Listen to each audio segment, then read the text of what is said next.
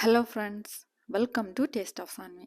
இன்னைக்கு நம்ம சேனலில் வெண்டைக்காய் புளிக்குழம்பு எப்படி பண்ணுறதுன்னு பார்க்கலாம். வாங்க இப்போ நம்ம வீடியோக்குள்ளே போகலாம்.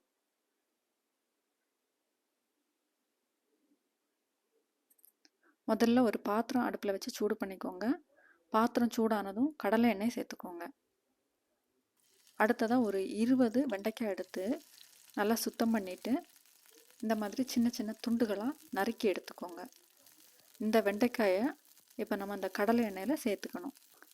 சேர்த்துட்டு கொஞ்சம் ஃப்ரை பண்ணி எடுக்கணும்.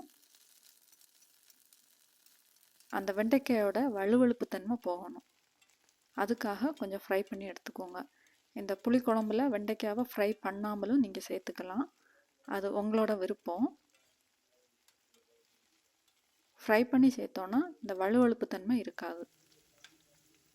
ரொம்ப டீப் ஃப்ரை எல்லாம் பண்ண வேண்டாம், லைட்டாக ஃப்ரை பண்ணி எடுத்தால் போதும். இப்போ வெண்டைக்காயெல்லாம் ஓரளவு வெந்துடுச்சு. இதை வேறு பிளேட்டுக்கு நம்ம மாற்றிக்கலாம்.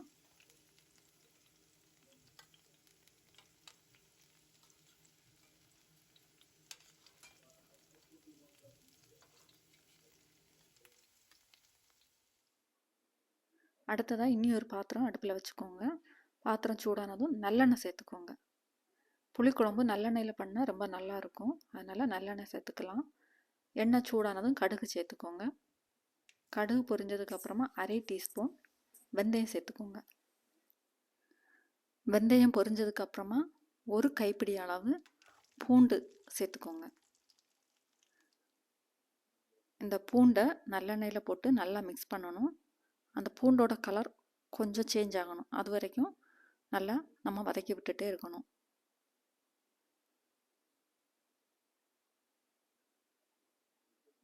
அடுத்ததாக கொஞ்சம் கறிவேப்பிலை சேர்த்துக்கோங்க. கறிவேப்பிலை நல்லா பொரியணும்.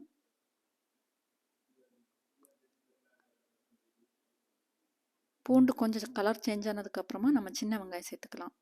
ஒரு 10 சின்ன வெங்காயம் எடுத்து தோலெல்லாம் எடுத்துட்டு 2ஆக கட் பண்ணிவிட்டு நம்ம சேர்த்துக்கலாம்.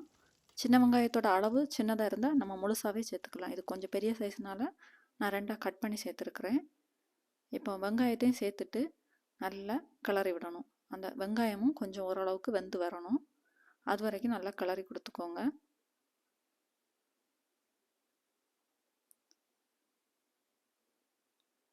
இந்த பூண்டும் சின்ன வெங்காயமும் நல்லா வெந்ததுக்கு அப்புறமா இஞ்சி பூண்டு விழுது சேர்த்துக்கணும்.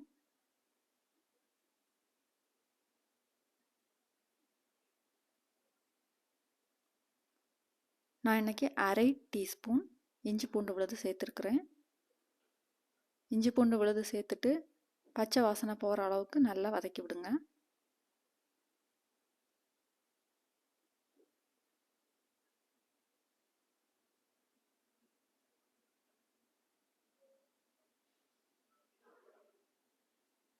இஞ்சி பூண்டோட பச்சை வாசனை போனால் தான் குழம்பு நல்லா டேஸ்ட்டாக இருக்கும்.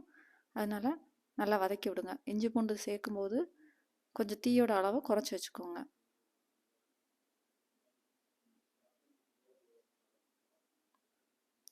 அடுத்ததாக 2 தக்காளி எடுத்து நல்லா மைய அரைச்சி எடுத்துக்கோங்க. அந்த தக்காளி பேஸ்ட்டை இப்போ நம்ம இந்த வெங்காயம் பூண்டு கூட சேர்த்துக்கலாம்.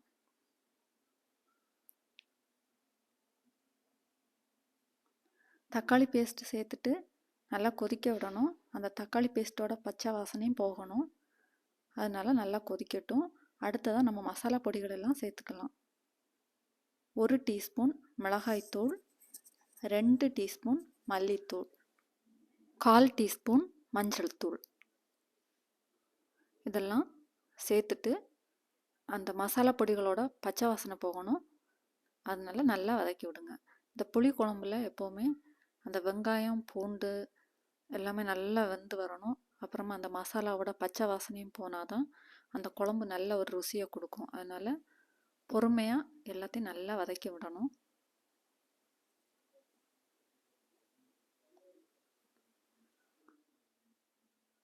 புளி குழம்புல கொஞ்சம் எண்ணெய் அதிகமாகவே நம்ம சேர்த்துக்கணும். எண்ணெய் அதிகமாக சேர்த்தா சீக்கிரமாக கெட்டு போகாது, டேஸ்ட்டும் கூடுதலாக இருக்கும். அதனால் எண்ணெய் கொஞ்சம் கூடுதலாக சேர்த்துக்கோங்க.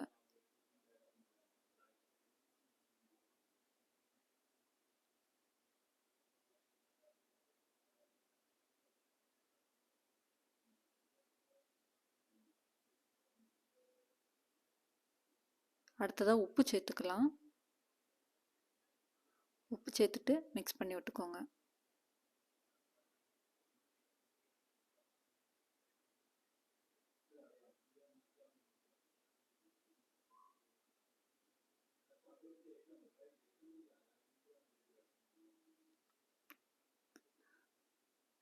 அடுத்ததாக புளி தண்ணி சேர்த்துக்கோங்க. ஒரு லெமன் சைஸ் அளவுக்கு புளி எடுத்து தண்ணியில் ஊற வச்சு அந்த தண்ணியை பிழிஞ்சு எடுத்துக்கோங்க.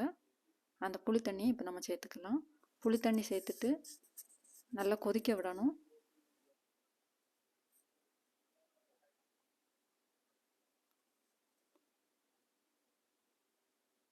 புளி தண்ணி சேர்த்ததுக்கப்புறமா உப்பு செக் பண்ணி பார்த்துக்கோங்க. உப்பு கம்மியாக இருந்ததுன்னா எக்ஸ்ட்ரா கொஞ்சம் கூட சேர்த்துக்கலாம்.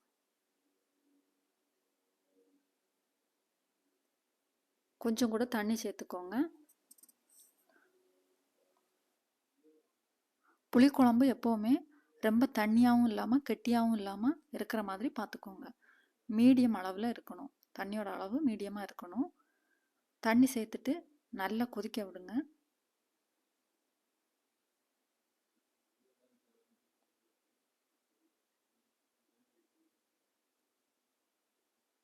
கொதிச்சதுக்கு அப்புறமா நம்ம ஏற்கனவே ஃப்ரை பண்ணி வச்சுருக்குறோம்ல வெண்டைக்காய், அந்த வெண்டைக்காயெல்லாம் நம்ம அந்த ஸ்டேஜில் சேர்த்துக்கலாம். வெண்டைக்காயை சேர்த்துட்டு நல்லா அந்த குழம்புல மிக்ஸ் பண்ணி விடுங்க. மசாலா எல்லாம் அந்த வெண்டைக்காய் உள்ள சேரணும். இப்போ நல்லா கொதிக்க ஆரம்பிச்சிடுச்சு. கொஞ்சம் தண்ணி குறுகி வரணும். இதில் தேவைப்பட்டால் கொஞ்சம் நம்ம சர்க்கரை சேர்த்துக்கலாம். அது இனியும் டேஸ்ட்டை கொடுக்கும். ஆனால் நான் சேர்க்குறது இல்லை. உங்களுக்கு பிடிச்சிருக்குன்னா நீங்கள் கொஞ்சம் சர்க்கரை சேர்த்துக்கலாம். அதாவது வெல்லம், அது கொஞ்சமாக பிடிச்சி சேர்த்துக்கோங்க. நிறைய சேர்க்கக்கூடாது, கொஞ்சமாக சேர்த்துக்கோங்க. இப்போ எண்ணெய் தெளிஞ்சு நமக்கு வெண்டைக்காய் புளிக்குழம்பு தயாராகிடுச்சு. இதை ஒயிட் ரைஸ் கூட வச்சு சாப்பிட்லாம். இதே மாதிரி நீங்களும் உங்கள் வீட்டில் செய்து பாருங்கள். செய்து பார்த்துட்டு இந்த வெண்டைக்காய் புளிக்குழம்பு எப்படி இருந்ததுன்னு சொல்லுங்கள், கமெண்டில் சொல்லுங்கள். எங்கள் சேனலை சப்ஸ்கிரைப் பண்ணுங்கள்.